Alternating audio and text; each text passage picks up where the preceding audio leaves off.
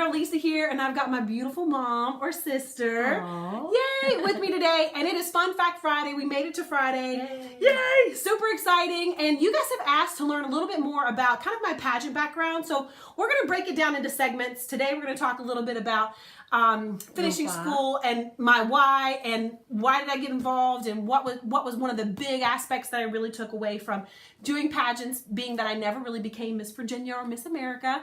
But what did that look like? And I brought my mom along because she was in the trenches with me the whole 6 years I competed. Your traveling companion. Yes, my traveling companion, my chaperone, my chauffeur, my stylist. So she really played a big role too, and both of my parents did. I need to give my dad a quick shout out too, of really just believing in me, because I think it's like 1 in 800 chances that your daughter will ever be on the stage of Miss America. And I'm sure at some point they were like, this is a crazy thing that Lisa wants to do. But one of the things my parents instilled in all 3 children was the fact that we would all go to college.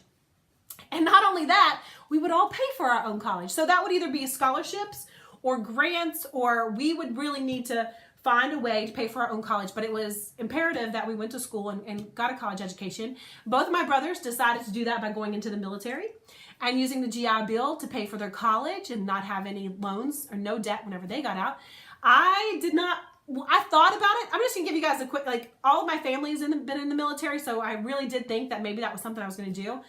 But then after reading horrible letters about basic training, I decided that was 6 weeks. And then there was the possibility of basketball, but that didn't quite pan out either. I know. So it's hard to be a college athlete as well.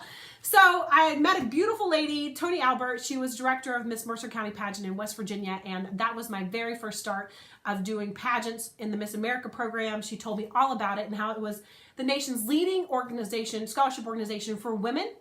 And I was like, wow, this sounds almost too good to be true, right? Get to dress up, be pretty, do a talent, and which you didn't have. Which I didn't have. I had to make up. That's another segment. Oh, that'll be another segment. Talent will be a whole other segment. Yeah.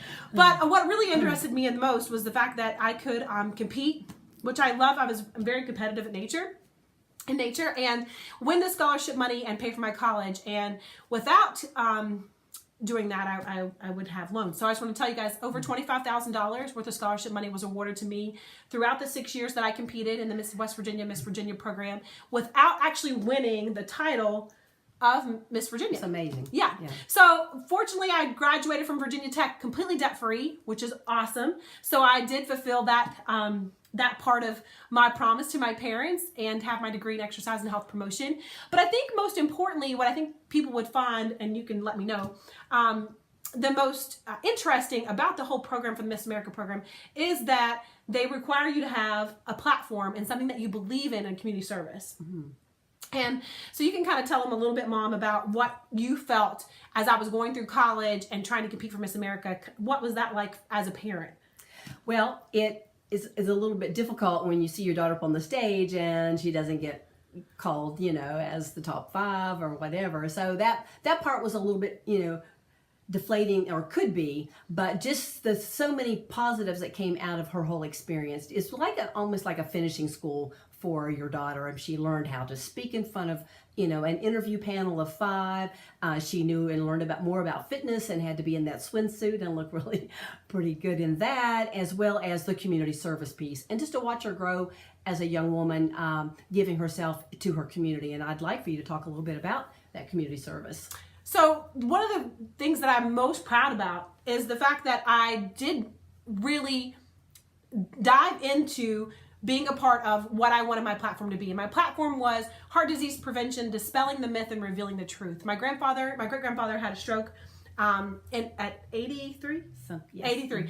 And this was the man who taught me how to fish and how to mow. And I just loved him. He was so active, and you're thinking, oh wow, he was so active. He didn't have the best eating habits, so he visited Tudor's Biscuit World and had biscuits and gravy and fried apples and the things that he loved. But yeah, still at 83, mowed his own grass, up hills, and just an amazing role model in my life. And so it really struck me when he had a stroke and the hospital didn't know exactly what his symptoms were when he went in. And so that for me was a red flag. Like, what are we doing to educate our hospitals and also our elderly and then the caregivers of our elderly, right? I was a part of a program called Stop Stroke, which was Stroke Treatment Ongoing Prevention Act, and then got more involved in helping raise money for the American Heart Association and raise awareness about dispelling the myth of heart disease. So this is just a quick little glance. This is my community service book, and you guys can see it is full of tons and tons and tons of pages of different events that I was a part of in the Commonwealth of Virginia. There's a letter in here from Dick Cheney,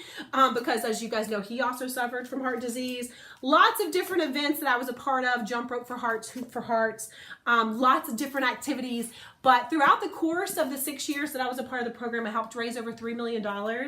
And in 5 states. In 5 states. So I was the Mid-Atlantic spokesperson of the American Heart Association in West Virginia, Virginia, D.C., North Carolina, and South Carolina. So we did a lot of traveling to be a part of a lot of different events and to raise awareness. And you went to college full time. Yes, so that was the other part. I also went to college full time. I took a full course load at Virginia Tech, and and the cool thing was my senior year, I got to use, I had to pick a program to be a part of, and I got to use the American Heart Association. So that was kind of a nice way to get my volunteer work in. But I really feel like volunteerism and community service work is something that we don't press upon our children, talking to them about how important it is to give back, not to just always be taking from society, but giving back and volunteering. But it needs to be something you're passionate about. I was truly passionate about heart disease prevention and how important it was. And people would tell me all the time, well, Lisa, it's just genetics. You're just going to have heart disease. It's just how it is in life. And I would tell them all the time, and Mom will remember this little quote, that heart disease in your genetics, that genetics loads the gun for heart disease, but your lifestyle is what pulls the trigger. So it's your lifestyle. It's smoking, it's being sedentary, it's not exercising, it's eating the wrong type of food, processed foods, fast foods. All of those pull the trigger. Genetics might set you up. You definitely may have a family history of heart disease. However, it's the things that you do that are preventable. It's a preventable disease. We live in the only country in the world where our #1 cause of death is completely preventable. So I'm just sharing that message with you guys. It's a little bit of something as we finish up. I know I'm starting in March, but February was Heart Month. So I was trying to get this message out as soon as possible, but finishing up National Heart Month and awareness for heart disease. I've got my red on, you've got purple, we're close enough. But just a reminder for you guys, look into the things that you can do in your community that you're passionate about. Give back if you can, if you have the time. It doesn't necessarily take money. You can just use your time and your resources that you've been given. I think you'll not only make an impact on your life, but then also impacting the others around you. So I want Titus to grow up and see the volunteerism that I did and continue to do in my community so that he can learn that. So anyway, just a quick little message. I'm so glad my mom was able to join us. We'll talk more about pageants and kind of the fun stuff. How to do a pageant on a shoestring budget. I know. Yeah, we did that a lot. Yeah, how to even get started in a pageant. I didn't start until I was a senior in high school, so what does that look like? And really just kind of the fun ins and outs. But thanks for joining us today for Fun Fact Friday, and I hope you guys have a beautiful and blessed weekend, and we will talk to you soon. God bless. See y'all. Bye.